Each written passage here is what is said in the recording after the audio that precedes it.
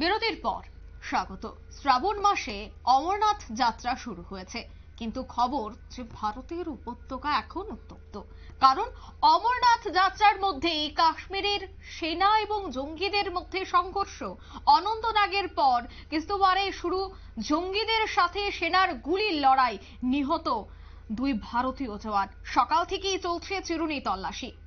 বিস্তারিত জানবো, টেলিফোন লাইনে রয়েছে নিউজ ভ্যানগার্ড প্রতিনিধি সুমন্ত ব্যানার্জি। সুমন্ত, অমরনাথ যাত্রা চলছে, একদিকে প্রচুর পুণ্যার্থীরা অমরনাথ যাত্রায় যাচ্ছে, অন্যদিকে কাশ্মীরে সেনা এবং জঙ্গিদের গুলির লড়াই চলছে, জঙ্গি হামলা প্রতিনিয়ত। ঠিক কি আপডেট পাচ্ছ এই মুহূর্তে? দেখো অঙ্কিতা, এই লড়াইটা কিন্তু শুরু হয়েছে গতকাল সন্ধে থেকে, এবং তখনই যখন সেনারা খোঁজ পায় যে জঙ্গিরা এলাকায় কিছু জায়গায় রয়েছে, সেইখানে কিন্তু তারা তল্লাশি চালায়, এবং সেই তল্লাশি অভিযান চালানোর সময় কিন্তু এই গুলির লড়াই হয় দুপক্ষের, এবং সেখানে কিন্তু 2 জন জওয়ান শহীদ হন এবং 3 জন হাসপাতালে চিকিৎসাধীন, তারা আহত। জম্মু কাশ্মীরের অনন্তনাগের কোকেরনাগে জঙ্গি হামলার কয়েক ঘন্টার মধ্যেই কিন্তু জম্মুর কিস্তওয়ারে, মানে তুমি বুঝতে পারছো যে মানে একই জায়গায় কত জঙ্গি লুকিয়ে রয়েছে। জম্মুর কিস্তওয়ারে আজ সকাল থেকে সেনা এবং জঙ্গিদের এই লড়াই আবার শুরু হয়েছে। দুটো ডিফারেন্ট জায়গা। সেনা সূত্রে খবর যে জৈশের কয়েকজন জঙ্গিকে চারদিক থেকে ঘিরে ফেলে সেনা, এবং সেই সময় গুলির লড়াই, এবং তারপরে প্যারা কমান্ডোকেও নামানো হয়েছে। গত কয়েক মাসে যেভাবে বারবার এই গুলির লড়াই ধরে চলছে, বহু জওয়ান কিন্তু শহীদ হয়েছেন আমাদের, এবং তারপরেও কিন্তু সেখানে একের পর এক লড়াই অব্যাহত।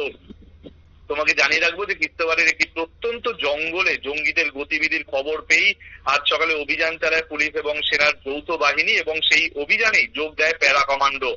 তোমার এবং নৌনাত্তা এবং নাগিনী পেয়াস এলাকা সংলগ্ন ওই অঞ্চলে তল্লাশি অভিযান চালানোর সময় বাহিনীকে লক্ষ্য করে গুলি চালাতে থাকে জঙ্গিরা, পাল্টা জবাব দেয় বাহিনীও, এবং সেই সময় কিন্তু যেটা জানা যাচ্ছে বেশ কয়েকজন দুপক্ষেরই আহত হয়েছেন।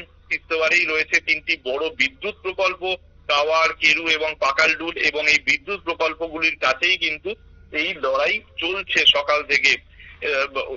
তোমাকে জানিয়ে রাখবো যে গতকাল যে হামলা হয়েছিল সেখানেও কিন্তু 19 রাষ্ট্রীয় রাইফেলসের 2 জন জওয়ান নিহত হন এবং 3 জন শহীদ হন।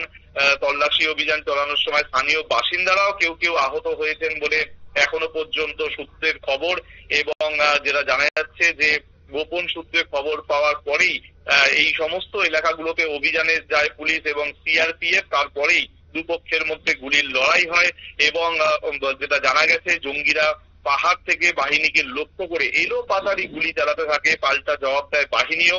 অভিযানে আসে প্যারা কমান্ডো।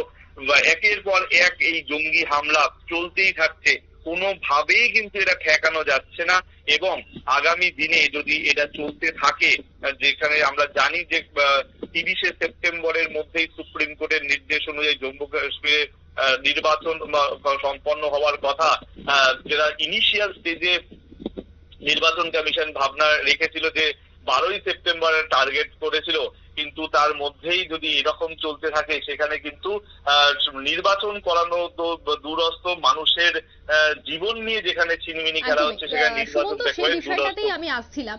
এই যে সামনেই রয়েছে নির্বাচন, আর তারই আগে এই ধরনের খবর উঠে আসছে, কি মনে হয় জম্মু কাশ্মীরের নির্বাচন বানচাল করতেই জঙ্গিদের প্রতিনিয়ত এই ধরনের আক্রমণ? কি বলবেন?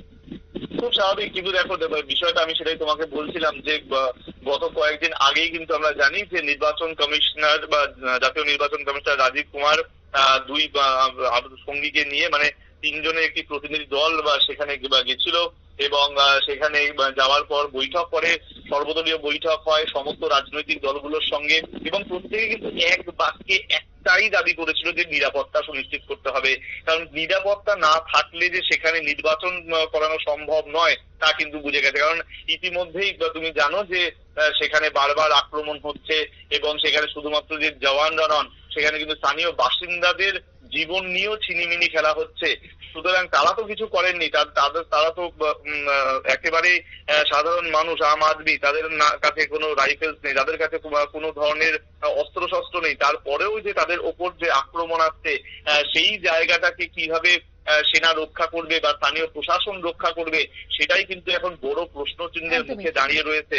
এবং সেই জায়গায় দাঁড়িয়ে নির্বাচন একেবারে সীমান্ত এলাকায় থাকেন বা সীমান্ত এলাকায় বসবাস করেন, তাদের জনজীবন কতটা বিপর্যস্ত? সেটাই তোমাকে বলছিলাম অঙ্কিতা, যে তারাই সব থেকে বড় সমস্যার মধ্যে রয়েছেন। আজ হয়তো সেনাদের তরফ থেকে বা স্থানীয় প্রশাসনের তরফ থেকে তাদের কেউ কোনো কোনো একেবারে গোপন ভাবে তাদেরকে ট্রেন করার চেষ্টা চলছে, কিন্তু তাদের ট্রেন হতে হতে সেই জায়গায় পৌঁছতে একটা তো সময় লাগবে। সুতরাং তারই মধ্যে যে বারবার সেখানে জঙ্গলগুলোকে তারা টার্গেট করছে জঙ্গিরা, এবং পাহাড়ের উপর কখনো কখনো বা একেবারে গ্রামের ভিতর ঢুকে বাসিন্দাদের মধ্যে মিশে গিয়ে তারা, যেমনটা আমরা সিনেমাতে দেখে থাকি ঠিক সেরকম ভাবেই যেন সমস্ত কিছু চলছে, একেবারে অতর্কিতে হামলা। এবং এই যে হামলা চলছে সেই হামলা কোনোভাবেই কিন্তু রোখা সম্ভব হচ্ছে না। সুতরাং সেটা কিন্তু একটা বড় এখন কোয়েশ্চেন যে কিভাবে এটাকে আটকানো যায়। আজকের যদি ঘটনাটা তুমি যদি দেখো, সেখানে কিন্তু শুধুমাত্র সেনা নন, সেখানে কিন্তু স্থানীয় পুলিশ, সঙ্গে প্যারা কমান্ডো সবাই কিন্তু রয়েছে। কিন্তু তারপরেও তুমি দেখো যে আজকে কিন্তু দুজনের মৃত্যু হলো, দুজন জওয়ান শহীদ হলেন এবং তার সঙ্গে 3 জন আহত হয়েছেন, স্থানীয় বাসিন্দা আহত হয়েছেন। সুতরাং এত কিছু কিন্তু চলতেই থাকছে। সুতরাং এক্ষেত্রে সেনাকে নিশ্চিতভাবে আরো তৎপর হতে হবে, প্রতি মুহূর্তে সেখানে আরো তল্লাশি চালাতে হবে। শুধুমাত্র খবরের উপর বেস করে থাকলে হবে না, এবং চারিদিকে যদি স্থানীয় বাসিন্দাদের সত্যি ট্রেন করা হয়ে থাকে, তাহলে সেই খবরগুলো যেন সঠিক সময় তাদের কাছে যায়, এই বিষয়গুলো কিন্তু নজরে রাখতে হবে। ধন্যবাদ সুমন্ত। অনন্তনাগের পর কিস্তুওয়ারে এই দুর্ঘটনা, এখনো পর্যন্ত জানা গেছে যে 2 জন সেনা শহীদ হয়েছে। জঙ্গি এবং সেনাদের মধ্যে চলছে সংঘর্ষ, চিরুনি তল্লাশি চালাচ্ছে ভারতীয় সেনারা। ভারতের উপত্যকাকে রীতিমতো উত্তপ্ত করতে সেনারা জঙ্গিরা কিন্তু রীতিমতো বিভিন্ন জায়গায় আক্রমণ করছে, বিভিন্ন জায়গায় তারা গুলি চালাচ্ছে। এবার সেই জঙ্গিদের হাতে নাতে ধরতে চিরুনি তল্লাশি কিন্তু শুরু করেছে ভারতীয় সেনা। নিয়ে নিচ্ছে ছোট্ট একটি বিজ্ঞাপন বিরতি, সঙ্গে থাকুন।